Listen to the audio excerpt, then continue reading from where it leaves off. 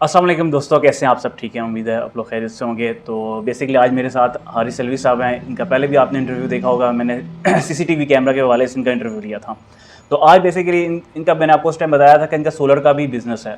तो solar panel के related, क्योंकि गर्मी आपको पता है बहुत ज़्यादा है और लोड शेडिंग तो पाकिस्तान में सब 15-15 20-20 घंटे कई कई इलाकों में हो रही है। तो सोलर इस वक्त जो है बहुत ज़रूरत हो गया है। और जैसे कि 1-2 दिन पहले जो बजट आया है पाकिस्तान का, और उसमें भी जो सोलर पे काफ़ी ड्यूटी भी कम हुई है, तो रेट्स वगैरह सोलर का जानेंगे। तो चलते हैं हारिस भाई की तरफ। कैसे सर? ठीक है, अस्सलाम वालेकुम। वालेकुम सलाम। थैंक यू, आप लोग फिर से आए मेरे पास। और पहली जो मेरी वीडियो थी उसमें मैंने सिक्योरिटी के बारे में बताया था। हारिस भाई, सबसे पहले जो है, जो सबसे अहम क्वेश्चन जो मैं करना चाह रहा हूँ, जो जिसे सब व्यूअर्स मेरे जानना भी चाहते हैं, जो रिसेंटली जो टैक्स खत्म हुआ है, ये कितने पैसे टैक्स था और इससे कितना एक फ़र्क पड़ेगा, कितना इम्पैक्ट पड़ेगा? ये लास्ट ईयर बजट के अंदर 17% टैक्स इम्पोज हुआ था सोलर के ऊपर। सोलर के इमरान खान की गवर्नमेंट के अंदर 17% टैक्स लगा था सोलर सिस्टम की इंपोर्ट के ऊपर, और जो हमारे कंज्यूमर्स की तरफ ट्रांसफ़र हुआ था। तो कंज्यूमर की टोटल कॉस्ट में काफ़ी ज़्यादा फ़र्क पड़ गया था। तो हमारे काफ़ी कस्टमर जो हैं वो ये बात करते हैं कि चीज़ काफ़ी महंगी हो गई है। तो ये है कि अब जो खुश आइंद है कि इन्होंने नई हुकूमत ने 17% टैक्स कम किया, तो काफ़ी ज़्यादा फ़र्क पड़ेगा प्राइसेस में। हारिस भाई, मुझे ये बताइएगा कि ये जो सारे इम्पोर्ट, यहाँ पे लोकल प्रोडक्शन नहीं है कोई सोलर की? पाकिस्तान में लोकल प्रोड्यूस नहीं हो रहा, ठीक है, क्योंकि सारा हम इंपोर्ट ही कर रहे हैं। तो सारे व्यूअर्स को मैं ये बताना चाहूँ कि जो सोलर सिस्टम है उसके अंदर 3 किस्म के सिस्टम होते हैं। एक आपका ऑन ग्रिड सिस्टम होता है। ऑन ग्रिड जो होता है जिसमें हम जो बिजली पैदा कर रहे हैं सोलर सिस्टम से, वो टोटल की टोटल हमारे ग्रिड में जाती है। ग्रिड का मतलब है कि वापडा के सिस्टम में ऐड अप हो जाती है। तो वो उसको नेट मीटरिंग भी कहते हैं, उसको सेकंड नाम उसका नेट मीटरिंग है, और उसको ऑन ग्रिड सिस्टम कहते हैं। ठीक है। इसमें इन्वर्टर जो होता है वो भी ऑन ग्रिड होता है। आपकी प्लेट्स वगैरह सेम रहती हैं, इन्वर्टर चेंज हो जाता है। ठीक है। सेकंड जो हमारा जो सेकंड सोलर का जो है वो उसको कहते हैं of grid system. Of grid system में हम वापडा को बिजली पैदा करके नहीं दे रहे होते हैं, वो हम अपने घर में यूज़ कर रहे होते हैं। वो जो हमारी इलेक्ट्रिसिटी प्रोड्यूस हो रही होती है वो हम बैटरीज के अंदर स्टोर करते हैं और वो खुद ही यूज़ करते हैं। तो ये सिस्टम सेकंड जो सिस्टम है ये ऑफ ग्रिड सिस्टम कहते हैं। तीसरा सिस्टम आया हाइब्रिड सिस्टम। हाइब्रिड सिस्टम में दोनों कॉन्सेप्ट हैं, ऑन ग्रिड भी है, ऑफ ग्रिड भी है। इसमें आप कुछ यूनिट्स जो हैं वो अपने बैटरी में स्टोर करें आप बिजली, और कुछ जो यूनिट्स हैं वो आप वापडा को दे दें। एक ये हाइब्रिड भी है। और अब जो नए इन्वर्टर्स आ रहे हैं वो आप बैटरी के बगैर भी चला सकते हैं, लेकिन वो कैटेगरी ऑफ ग्रिड में ही आता है, क्योंकि वो आप खुद ही डायरेक्टली यूज़ कर रहे हैं, वो आप वापडा को नहीं दे रहे हैं।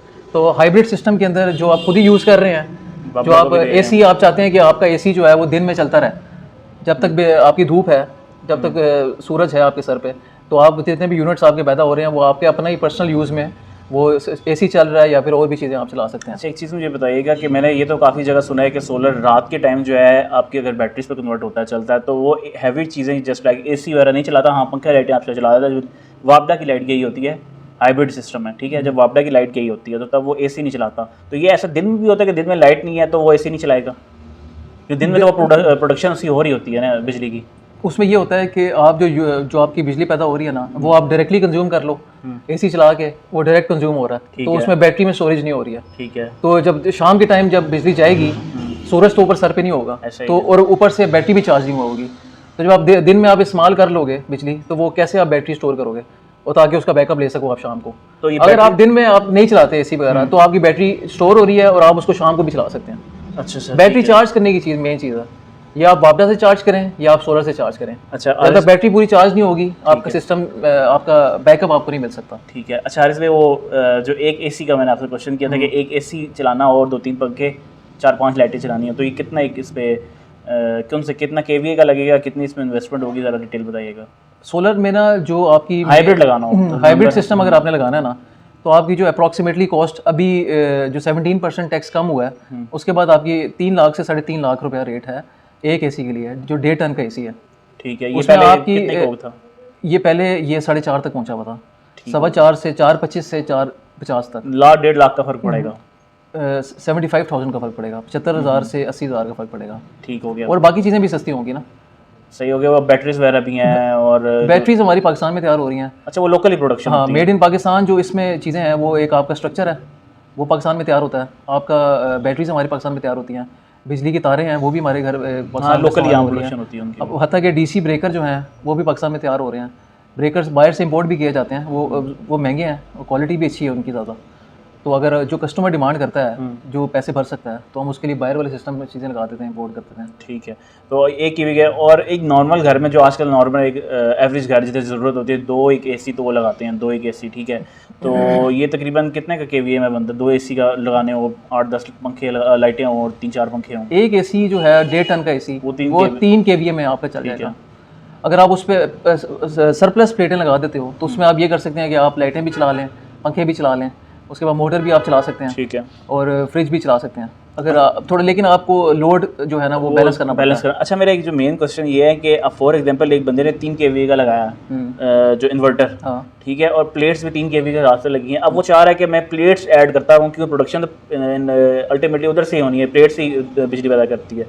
तो वो 3 केवी का इन्वर्टर जो है कि सपोर्ट करेगा अगर 5 केवी जितनी हम प्लेट्स लगाएंगे? कितनी प्लेट्स लगती हैं 3 केवी के उसमें? अभी प्लेट्स जो है ना वो उस वैरायटी में आती हैं, मतलब कि 450 वाट से लेके 650 वाट्स तक प्लेट्स होती हैं। 7-8 प्लेटें लग जाती होंगी। अगर आप उसमें 400 की लगाते हैं ना, 400 एम्पेयर की, आप कहते हैं 400 वोल्ट की हमने चाहिए मुझे 400 वाट की, तो उसमें आपको पूरा करने के लिए 8 से 9 प्लेटें आपको होंगी। और अगर आप 500 की 535 की लगाते हैं, 540 वाट की लगाते हैं, तो प्लेटें कम हो जाएंगी आपकी। लेकिन वोल्टेज आपने जो वोल्टेज है ना, वोल्टेज वो पूरा जो वॉट्स है वो आपने पूरे करने हैं। नहीं, मेरा क्वेश्चन इन्वर्टर, वो आपका जो सवाल है ना, उसमें इन्वर्टर जो है ना, उसकी अपनी डाटा शीट में देखना पड़ता है कि वो कितना ज़्यादा उसमें प्लेट्स लग सकती हैं। वो उसके ओपन वोल्टेज देखे जाते हैं, उसमें टोटल मैक्सिमम वोल्टेज और मैक्सिमम करंट देखा जाता है। आप ये नहीं कर सकते कि आप 3 केवीए पे आप 5 केवीए की प्लेट्स नहीं लगा सकते, वो कंपैटिबल ही नहीं होगा सिस्टम में। अच्छा, उसके लिए फिर आपको इन्वर्टर अपग्रेड करना पड़ेगा। अच्छा। प्लेटें आपने जब पहले सिस्टम, लोग ऐसे करते हैं कि लोग कहते हैं नहीं मुझे 5 किलोवाट का लगा दो इन्वर्टर लगा दो और 3 किलोवाट की प्लेटें लगा लो। तो वन टाइम इन्वेस्टमेंट जिसने करनी है वो उसको चाहिए कि बड़ा इन्वर्टर लगाए, प्लेटें फिर ऐड में प्लेटें ऐड अप करता रहे।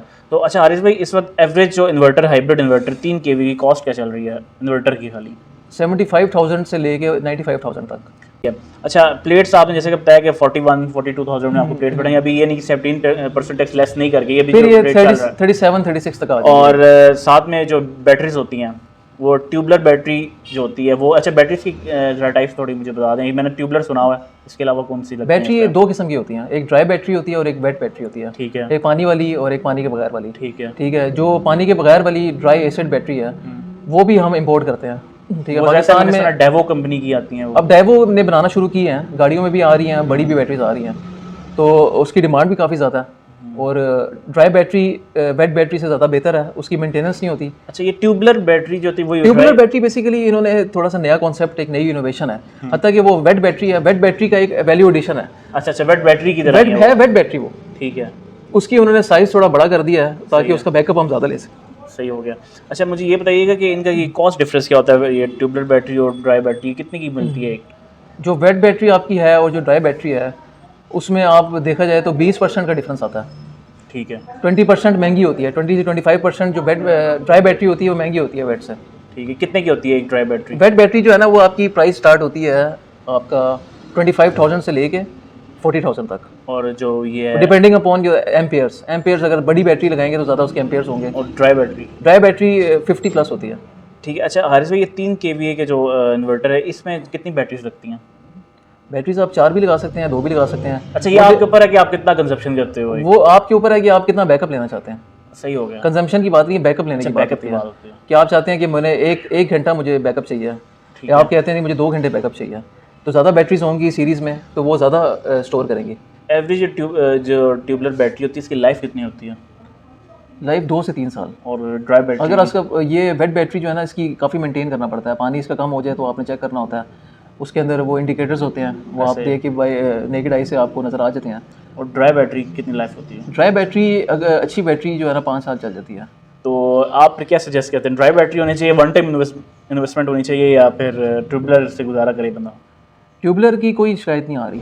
ट्यूबलर हमारे वो एक तो रेंज में भी है, जहाँ पे एक वेट बैटरी एक ड्राई बैटरी आती है, वहाँ पे 2 वेट बैटरीज आ जाती हैं।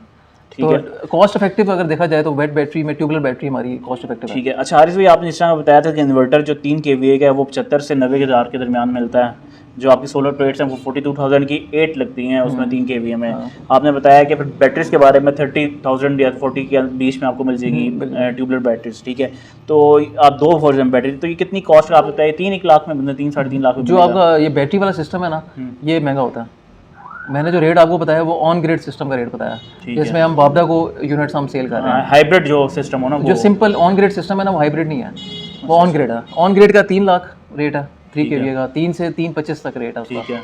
लेकिन जो ऑफ ग्रिड है उसमें बैटरीज का रेट बढ़ जाता है, तो इस वजह से वो 4 तक पहुंच जाता है, सही हो पौने 4 से 4 तो लाख तक। हारिस भाई जिस बड़ा जैसा एडिशनल केवी का फॉर एग्जांपल 5 केवी का लगाना चाहिए, जिसमें 2 या 3 एसी कितने केवी पे लगते हैं? 3 एसी 10 किलोवाट तक। अच्छा 10 केवी का, और 10 केवी का इन्वर्टर कितने का होता है? इन्वर्टर जो है वो उसकी प्राइसेस अभी जो अगर हम आज का रेट लें ना, तो 10 kV की प्राइस जो है ना वो 1.5 लाख से 2.25 लाख है सिर्फ इन्वर्टर के रेट से। इन्वर्टर का बाकी बैटरीज और जो प्लेट है तो रेट सेम है, वो आप एडिशनल करते हैं जो कितनी प्लेट्स लगेंगी उस हिसाब से? आज के रेट में जो है मैंने आपको रेट बताया, अब इसका काफ़ी फ्लक्चुएशन आ रही है प्राइस का। हारिस भाई इसमें आपने जिस तरह बताया था कि सिर्फ आपका जो इन्वर्टर का रेट जो है वो बढ़ जाता है, बैटरीज का रेट बढ़ जाता है, बाकी प्लेट्स जो है वो सेम रहती हैं, प्लेट्स का उतनी लग जाती हैं। फॉर एग्जाम्पल 3 kV पे 8 प्लेट्स लगी, आप प्लेट ऐड करते जाएं और पैसे में साथ ऐड करते जाएं, पर प्लेट 41,000। बिल्कुल ऐसी है, उसका स्ट्रक्चर भी नया एड अप होता है, आपकी वायर्स भी इस्तेमाल होती हैं, आपका ब्रेकर्स अगर हमने पहले जो सिस्टम डिज़ाइन किया हुआ है वो फॉर एग्जाम्पल 16 एम्पेयर के लिए डिज़ाइन हुआ है, तो उसमें 16 एम्पेयर से लेके 20 एम्पेयर का आपने ब्रेकर लगा दिया। लेकिन आप जब प्लेटें बढ़ाते हैं तो उसके एम्पेयर्स भी बढ़ जाते हैं, वोल्टेज भी बढ़ जाती है, तो उसको फिर हमें ब्रेकर्स भी चेंज करने पड़ते हैं। अच्छा हारिस तो भाई ये चीज़ें वगैरह सारी इनके रेट बढ़ते हैं। स्ट्रक्चर जो आपने बताया, स्ट्रक्चर कितने की कॉस्ट करती है? स्ट्रक्चर 2 किस्म के स्ट्रक्चर आ रहे हैं, एक एलिवेटेड स्ट्रक्चर है, एलिवेटेड में आपने देखा हाइट में लगे होते हैं स्ट्रक्चर ऊपर करके, वो मकसद ये होता है कि आप प्रॉपर कोई शेडो वगैरह ना आ रहा हो घर पे, माउंटी वगैरह का, ताकि किसी का साया ना पड़ा हो। साया पड़ेगा तो ऑब्वियसली आपकी प्रोडक्शन कम होगी, तो इसलिए ये लगाए जाते हैं ताकि आपकी छत से ऊंचा हो, ताकि डायरेक्ट सनलाइट उस पर पड़ती रहे और छत भी सेव हो जाए आपकी। इसका एलिवेटेड स्ट्रक्चर महंगा होता है, और जो आपके दूसरे जो होते हैं वो छत पे आपके लग जाते हैं, रावल बोल्ट से लग जाते हैं आपके। तो कितना कॉस्ट करता है जो छत वाला होता है? क्योंकि बेसिकली फ़ायदा तो उसकी क्या है कि ऊपर ज़्यादातर घरों की लोगों की ममटी बनी होती हैं, तो वो ज़्यादा सही रहता है। तो ये कितने कॉस्ट करता है? उसमें जो स्ट्रक्चर्स हैं हमारे वो 5,000 से 6,000 रुपये का 2 प्लेटों का स्ट्रक्चर है, अगर आप एलिवेटेड नहीं लगवा रहे हैं, दूसरा सिंपल लगवा रहे हैं। अगर आप एलिवेटेड की तरफ जाते हैं तो वो पर प्लेट आपको 5 पड़ता है, 5,000 पड़ता है। अच्छा, तो मतलब 10,000 की आपकी 2 प्लेटें आपकी आएंगी, और यही आप ऐड करते जाएं तो आप इसमें आप जितनी प्लेट्स 40,000 का आपके 10 kV में 40,000 का बनेगा। हाँ 40,000 से 50,000। अच्छा हारिस भाई फॉर एग्जांपल कोई बंदा है, उसने ये चीज़ें परचेज़ खुद की हैं सारी, इन्वर्टर सोलर सब चीज़ें, अब लगवाने के लिए जो फॉर एग्जांपल आपसे रब्ता करें तो आप क्या इंस्टॉलेशन चार्जेस क्या लेते हैं? इंस्टॉलेशन चार्जेस हमारे पर वॉट के हिसाब से चलते हैं, तो वो 6 रुपये 7 रुपये पर वॉट। अच्छा अभी 6 रुपये हम लोग उसकी लेबर लेते हैं, तकरीबन अराउंड ये 25 से 30,000 बनता है, मतलब 3 kV का। हाँ 3,000 इंटू आप 7 कर लें, 7 रुपये ठीक हो गया। अच्छा हारिस भाई मुझे इसके अलावा 21,000 रुपये हम लोग ले रहे हैं 3 किलोवाट का। ठीक है, वो राउंड अबाउट करके बंदा वो देख लेता है पर वॉट के हिसाब से हम लोग लेते हैं। अच्छा हारिस भाई मुझे ये बताइएगा कि इस वक्त जो सोलर बिजनेस के में आना चाह रहे हैं, ये तो बात होगी दोस्तों ये जिसने सोलर लगवाना हो उसके सारे रेट्स के बारे में, अब जो इस बिज़नेस में आना चाहिए सोलर में, उसमें जैसे कि आपने CCTV के कैमरे के बारे में बताया था कि उसको इन्फॉर्मेशन थोड़ी बहुत होना चाहिए, और ये चिप परचेज़ वगैरह कहाँ से करे, इंपोर्ट करता है डायरेक्ट इंपोर्ट करे, कितनी इन्वेस्टमेंट के साथ है, ये ज़रा चीज़ें बताइएगा। बेसिकली हमारे पास इसमें बहुत कैपेसिटी है इस बिज़नेस के अंदर। जो लोग शुरू करना चाहते हैं छोटे लेवल से, वो ऐसे कर सकते हैं, जैसे हमने स्ट्रक्चर्स हमें चाहिए होते हैं, हम लोग पूरा सिस्टम जो है ना वो या इंपोर्ट करते हैं या फिर हम पाकिस्तान से भी लेते हैं। तो आप ऐसे कर सकते हैं कि आप स्ट्रक्चर्स वाले बिजनेस में आ जाएं। अगर आप सोलर सिस्टम में आना चाहते हैं ना, तो आहिस्ता आहिस्ता एक स्ट्रक्चर बनाना शुरू करते हैं आप लोग, उसकी इंस्टॉलेशन हम लोग बाहर से कराते हैं, आउटसोर्स करते हैं।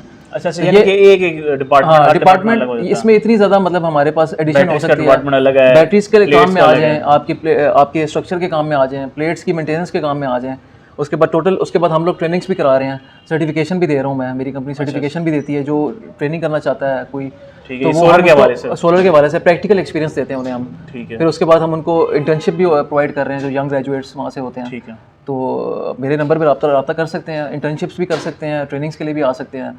और ये अभी कैश हॉट बिजनेस है, जिसने अभी आना है तो वो इस टाइम पे it's a right time to get in. ठीक है। अच्छा व्यूअर्स, ये थी आज की हमारी वीडियो, उम्मीद है वीडियो को पसंद आई होगी। सोलर के हवाले से कोई भी इन्फॉर्मेशन, किसी भी तरह की इन्फॉर्मेशन आपको चाहिए हो तो हारिस भाई का नंबर नीचे डिस्क्रिप्शन में मेंशन है, आप उनसे रब्ता कीजिएगा, इनसे कोटेशन वगैरह बनाए। और मेरे ख्याल से इसमें सोलर की ज़रूरत है, ऐसे ही है क्योंकि पाकिस्तान में जो है लाइट लोड शेडिंग का हाल आपके सामने ही है, और सोलर लगवाएं घरों में, ताकि आप लोगों का एक तो ये बिजली के बिलों से आपकी जान छूट जाएगी, और दूसरा बहुत इम्पैक्ट पड़ जाता है एक रोज़मर्रा की ज़िंदगी में, आपको एक बिजली के बिल वगैरह नहीं देने।